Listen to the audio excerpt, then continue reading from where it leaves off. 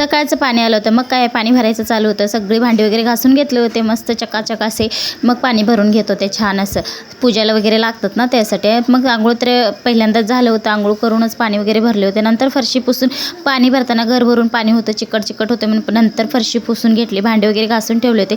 मस्त असं रात्री शाबू भिजवून ठेवलं होतं, छान असे फुगून मस्त झाले होते. मी अहोंना दाखवत होते किती छान फुगलेत बघा, असेच ना म्हणून त्यांना दाखवत होते, कारण की त्यांनी घरात बनवलेले शाबू ना अजिबात खात नाही. पण ह्या वेळेस ना चमत्कार म्हणतात ना असं झालं होतं, कारण की एक शाबू केलं होतं, ते सगळं संपलं होतं, सगळ्यांना आवडलं, छान असं सगळेजण खाऊन पण घेतलं. आता इथं स्वयंपाक करायचं म्हणजे एक जण म्हणजे सगळ्यांचा उपवास असतो, पण एकाचा कोणाचा तरी उपवास नसतो, ते मला लई चिडचिड येते, कारण की सगळ्यांचा उपवास त्या दिवशी सुट्टी जेवणाला असतोय म्हणतात, पण तसं काही नव्हतं. आमच्या सासूबाईला डबा द्यायचा होता, तिने जाणार होते कामाला, त्यांच्यासाठी भाजी चपाती वगैरे बनवून घेतली होती. मग नंतर आम्ही गणपतीला जायला तयार होतो. ते मस्त असं एक क्लच लावून घेतला होता, थोडंसं पावडर लावून घेतलं.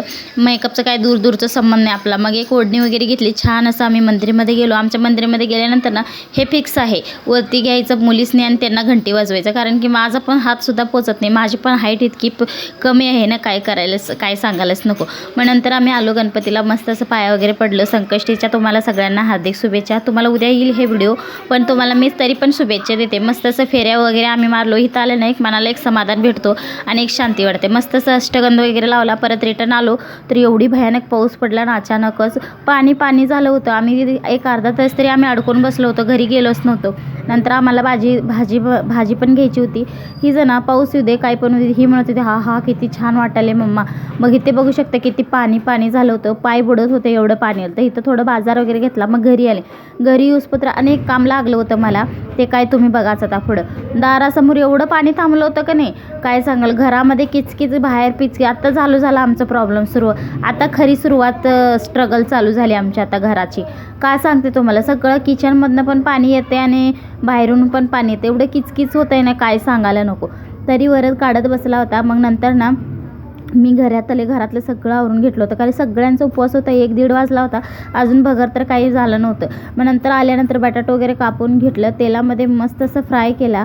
मग ते छान असे फोडणी वगैरे दिलं. पहिले शेंगदाणे भाजून घेतला, कारण की अहो सांगितलं होते शेंगदाणे भाजून घेऊन वरनं टाक म्हणजे स्क्रंची होतात. नंतर मिरच्या वगैरे भरपूर टाकला. अर्धा किलो शाबू होता म्हणताना मिरच्या पण जास्त टाकून घेतला होता. थोडं शेंगदाण्याचं कूट केलं होतं, थोडं शेंगदाणे भाजून वरती ठेवला होता. सगळं भगर वगैरे त्याच्यामध्ये घालून छान असं परतून घेतला. एक नंबर भगर झाला होता. नंतर वरनं बटाटू वगैरे घातलं, नंतर बटाटू पण वरनं घालून घेतले, नंतर शेंगदाणे पण वरनंच घातला. मस्त असं परतून घेतलं, छान असं झाले होते. आजचा व्हिडिओ कसा वाटला ते नक्की सांगेन. लाईक सबस्क्राईब करायला मात्र विसरू नका. पुढच्या व्हिडिओ भेटू. चला बाय.